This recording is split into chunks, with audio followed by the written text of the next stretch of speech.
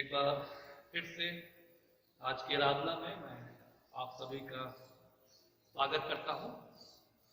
परमेश्वर पिता को हृदय से धन्यवाद देते हैं आज के दिन के लिए जो परमेश्वर ने हमें दिया है कि एक बार फिर से इस लॉकडाउन के समय में हम अपने घरों में आराधना करने पा रहे हैं और ऐसी आशा करते हैं कि आने वाले समयों में हम पुनः परमेश्वर के भवन में उपस्थित होकर एक साथ मिलकर परमेश्वर को धन्यवाद उसकी आराधना करने पाएंगे। आज की शिक्षा के लिए जो पाठ मैंने चुना है वो पाया जाता है लूका रचित सुसमाचार उसका 17 अध्याय और उसके 7वें पद से 10वें पद तक। लूका रचित सुसमाचार उसका 17 अध्याय पद 7 से पद 10 तक। और यहाँ इस प्रकार से लिखा है, तुम में से ऐसा कौन है जिसका दास हल जोतता या भेड़ें चराता हो और जब वह खेत से आए तो उससे कहे तुरंत आकर भोजन करने बैठ, और यह न कहे मेरा खाना तैयार कर और जब तक मैं खाऊं पीऊं तब तक कमर बांधकर मेरी सेवा कर, इसके बाद तू भी खा पी लेना। क्या वह उस दास का एहसान मानेगा कि उसने वे ही काम किए जिसकी आज्ञा दी गई थी? इसी रीति से तुम भी जब उन सब कामों को कर चुको जिसकी आज्ञा तुम्हें दी गई थी तो कहो हम निकम्मे दास हैं, जो हमें करना चाहिए था हमने केवल वही किया है। परमेश्वर इस वचन के पढ़े और सुने जाने पर आशीष दे। आइए प्रार्थना करें। सारी आशीषों के देने वाले जीवित सामर्थ्य महान दयालु अनुग्रहकारी प्रभु जी, हम एक बार फिर से बड़े धन्यवाद के साथ दीनता नम्रता आदर भक्ति पूर्वक एक परिवार होकर एक कलीसिया होकर प्रभु आपके सम्मुख अपने स्वरूप को झुकाते हैं। आपका हृदय से धन्यवाद देते हैं आज के दिन के लिए जिसे आपने हमारे जीवन में दिया कि हम प्रभु इस पवित्र विश्रामवार के दिन में आपकी आराधना आपकी स्तुति करने पा रहे हैं। प्रभु हम धन्यवाद देते हैं जिसने आज अपने घरों में इस आराधना में शामिल है। प्रभु आप प्रत्येक को बहुत प्यार से आशीष दें और होने दें कि हमारा आराधना करना हमारा स्तुति करना सब कुछ प्रभु आपको ग्रहण की हो सके। प्रभु हम विशेषकर अपने देश के लिए प्रार्थना करते हैं जहाँ प्रभु कोरोना का संक्रमण प्रतिदिन बढ़ रहा है। प्रभु आपसे विनती है कि आप इस संक्रमण इस महामारी को थामें, इसे दूर करें और प्रभु हर एक संक्रमित पीड़ित प्रभु चंगे किए जाएं आपके नाम से और प्रभु जी सब बातों में आपके नाम की महिमा हो सके। प्रभु जी हम आपसे और क्या मांगे, आप सब कुछ जानते हैं और हमारे मांगने से पहले उसे देते हैं। इसी विश्वास के साथ ये प्रार्थना उद्धारकर्ता मुक्तिदाता प्रभु यीशु मसीह के नाम से मांगते हैं, आमीन। ये राधा पाठ जो आप लोगों के मध्य पढ़ा गया लूका रचित सुसमाचार उसका 17वां अध्याय पद 7 से 10 तक। और यहाँ पर प्रभु यीशु मसीह स्वामी और दास के संबंध में बात कर रहे हैं। यदि हम देखें तो पुराने समय से ही या पुराने नियम में हम दास प्रथा को पाते हैं जहां लोग या तो बंधुआई के द्वारा से या आर्थिक कमियों के द्वारा से तंगी के द्वारा से दास बन जाते थे। लेकिन धीरे धीरे इस दास प्रथा में हम काफी सुधार को पाते हैं। विशेषकर हमें देखें तो इस्राएलियों के जो दास होते थे उनको अन्य दासों की अपेक्षा अधिक अधिकार प्राप्त होते हैं।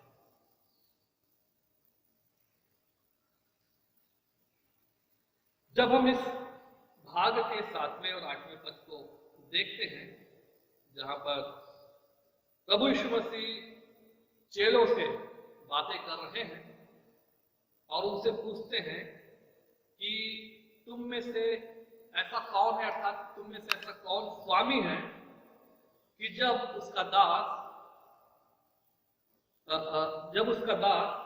हल जोतता या भेड़ चराता हो और जब वह खेत से आए तो उससे कहे तुरंत आकर भोजन करने को बैठ।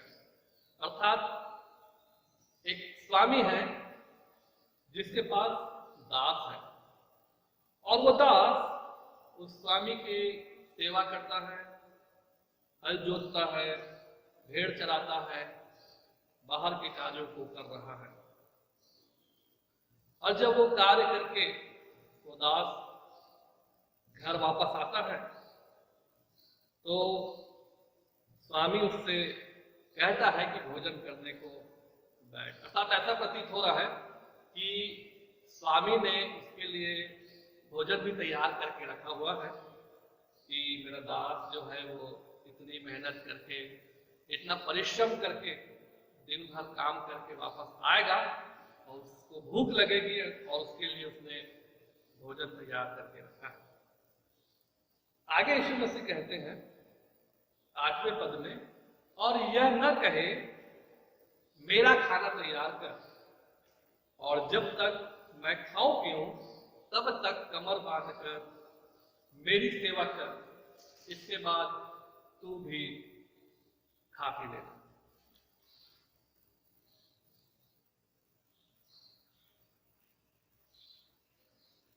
यीशु मसीह ऐसा इसलिए बोल रहे हैं क्योंकि कोई स्वामी अपने दास के लिए ऐसा नहीं चाहेगा। क्योंकि जो दास होते थे वो अपने स्वामी की संपत्ति हुआ करते थे, जिन्हें उनका स्वामी दाम देकर या रुपए देकर उन्हें मोल लेता था और वह दास उस स्वामी के अधीन होता था और इसलिए उसका कर्तव्य होता था कि वह अपने स्वामी के प्रत्येक कार्यों को करे और जब तक उसका स्वामी खा पी न ले वो भी न खाए। हालांकि हम देखें तो कोई भी व्यक्ति दास होना नहीं चाहता। कोई नहीं सोचता कि मैं दास बनूंगा, लेकिन कई बार उनकी मजबूरी होती थी। हो सकता है उनके पास आर्थिक तंगी हो या वे बंधुआई में आए हो या और कोई कारणों से, और इसलिए उन्हें अपने जीवन जीने के लिए दास बना। और जब किसी दास को उसका स्वामी मिल जाता तो वो आश्वस्त हो जाता कि अब उसका जीवन सुरक्षित हो गया, अब उसके लिए खाने पीने की, पहनने की जो दैनिक आवश्यकताएं हैं उसके जीवन की, वो पूरी हो जाएगी। और इसलिए क्योंकि वो दास के जीवन पर अब उसका नहीं लेकिन उसके स्वामी का अधिकार होता था और इसलिए उसे अपने स्वामी के प्रत्येक कार्यों को, उसकी हर आज्ञाओं को मन लगाकर अर्थात अपना समझकर उसे करना होता था। न सिर्फ बाहर के कामों को लेकिन घर के सब कार्यों को, घर के अंदर के कार्यों को भी तो करना उसका कर्तव्य होता था। और जब हम 9वें पद में देखें तो आगे यीशु मसीह कह रहे हैं कि क्या वह उस दास का एहसान मानेगा कि उसने वे ही काम किए जिसकी आज्ञा उसे दी गई।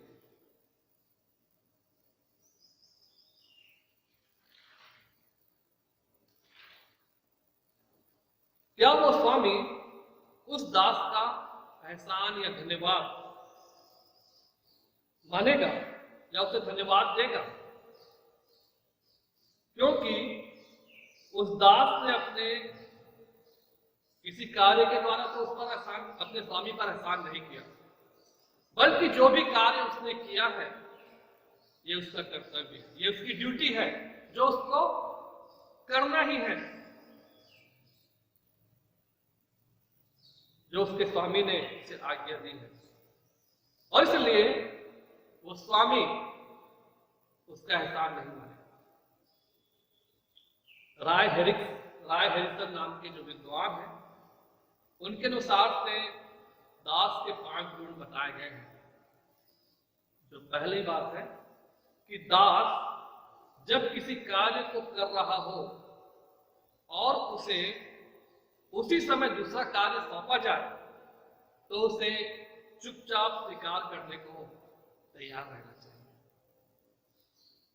जब कोई कार्य जब हम करते हैं और यदि उसी समय कोई दूसरा कार्य हमें करने को कहा जाए तो हम एकदम से हम उत्तेजित हो जाते हैं, चिड़चिड़ा जाते हैं कि अभी हम ये कार्य कर रहे हैं, अभी वो कार्य नहीं होगा। लेकिन एक दास को चुपचाप स्वीकार करना है, तैयार रहना है। दूसरी बात, उसे कभी धन्यवाद दिए जाने की अपेक्षा नहीं रखनी चाहिए, क्योंकि जो कार्य वो कर रहा है वो उसका कर्तव्य है और इसलिए वो अपेक्षा ना करे कि उसको धन्यवाद दिया जाए, उसको रिवॉर्ड दिया जाए। तीसरी बात, सब करने के बाद वह अपने स्वामी पर स्वार्थी होने का आरोप न लगा। जब वो कार्य कर लेता है, सब कार्य कर लिया, चाहे जितने भी कार्य उसके स्वामी ने उसको आज्ञा दी है, लेकिन कभी भी उसे अपने स्वामी के स्वार्थी होने का आरोप उस पर नहीं लगाना है। चौथी बात, उसे स्वीकार करना चाहिए कि वह एक निकम्मा दास है, अर्थात उसने अपने स्वामी की तुलना में जो उसके स्वामी ने उसके प्रति किया है उसने कुछ भी नहीं किया। चाहे वो कितना भी अपने स्वामी के लिए कर ले तो अपने स्वामी की उस भलाई के बदले कुछ भी नहीं है। और पांचवी बात, उसे यह स्वीकार करना चाहिए कि दीनता व नम्रता प्रकट करते हुए जो कुछ उसने किया वह सहा तो उसका कर्तव्य है। चाहे उसका स्वामी उसे जो भी आज्ञा दे, चाहे उसके लिए उसे कष्ट भी सहना पड़े, उसे दीनता और नम्रता पूर्वक उसको स्वीकार करना है, क्योंकि ये उसका कर्तव्य है, ये उसका कार्य है, ये उसकी ड्यूटी है। और इसलिए वो स्वामी उस दास का एहसान नहीं मानेगा या वो दास उस धन्यवाद के लिए योग्य नहीं है, क्योंकि वो उन्हीं कार्यों को कर रहा है जो उसे करना है, जो उसका कर्तव्य है। 10वें पद में देखें, इसी रीति से तुम भी जब उन सब कार्यों को कर चुको जिसकी आज्ञा तुम्हें दी गई थी तो कहो हम निकम्मे दास हैं, जो हमें करना चाहिए था हमने केवल वही किया है। प्रियो, हम मसीह के दास। जब हम रोमियो का पहला अध्याय और उसके पहले पद को पढ़ें तो वह पौलुस लिखता है, पौलुस की ओर से जो यीशु मसीह का दास है। हम भी प्रभु यीशु मसीह के दास हैं।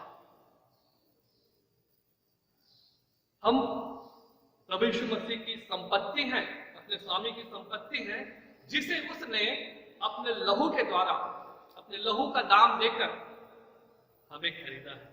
जब हम पहला कुरिन्थियों के 6वें अध्याय उसके 20वें पद को पढ़े, जहां पर लिखा है, क्योंकि तुम दाम देकर मोल लिए गए हो, इसलिए अपनी देह के द्वारा परमेश्वर की महिमा करो। हम दाम देकर मोल लिए गए हैं, इसलिए अपनी देह के द्वारा परमेश्वर की महिमा करें। इसी तरह पहला पत्रस उसके पहले अध्याय और उसके 18 और 19 पद को हम पढ़ें तो वहां पर लिखा है, पर निर्दोष और निष्कलंक मेमने अर्थात मसीह के बहुमूल्य लहू के द्वारा,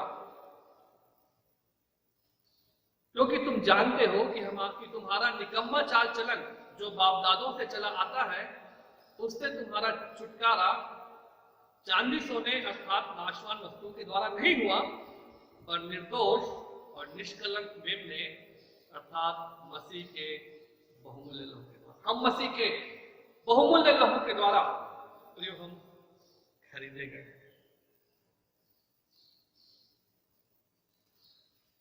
और इसलिए हम मसीह के दास हैं।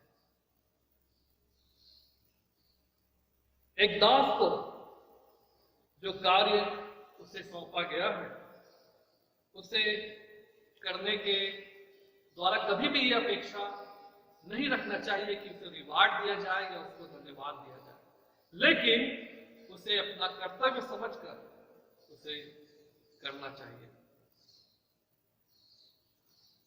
उसी तरह प्रिय, मसीह के पीछे चलने वालों को कभी ये अपेक्षा नहीं करनी चाहिए कि उसके कार्यों के द्वारा से उसे उद्धार प्राप्त हुआ। जैसे दूसरों को ठोकर न खिलाना, अपने भाइयों के अपराधों को क्षमा करना, अपने विश्वास का अभ्यास, ये कोई सराहनीय कार्य नहीं है। ये सब एक विश्वासी का, परमेश्वर पर विश्वास करने वाले का एक कर्तव्य है। लेकिन जो उद्धार है वो परमेश्वर का एक वरदान है, जो परमेश्वर के अनुग्रह से हमें मिला है, न कि हमारे कार्यों के द्वारा। परमेश्वर के अनुग्रह से हमें ये उद्धार मिला है, न कि हमें हमारे कार्यों के द्वारा से। हम सभी मसीह के दास, अतः अपने कार्यों को हम बिना धन्यवाद और रिवॉर्ड की अपेक्षा किए बिना हम करते हैं, क्योंकि ये हमारा कार्य है। प्रियो, कई बार हम देखते हैं कि हम सोचते हैं कि हम अपने कार्यों के द्वारा से हम इन बातों को पाए हैं, इन आशीषों को पाए हैं, या ये चीज, या हम प्रभु के लिए इतना कार्य कर रहे हैं, इसके लिए बदले हमको प्रभु ये चीज, प्रभु के द्वारा हमें ये चीज मिली है। ये सब हमारी योग्यता नहीं, हम तो अयोग्य और निकम्मे दास हैं। हमें अपने कार्यों को करते रहना है। परमेश्वर अपने अनुग्रह के द्वारा से हमें रिवार्ड देता है। जब हम कुलुस्सियों के 3 अध्याय उसके 23 पद को पढ़े तो वहां पर पौलुस लिखता है,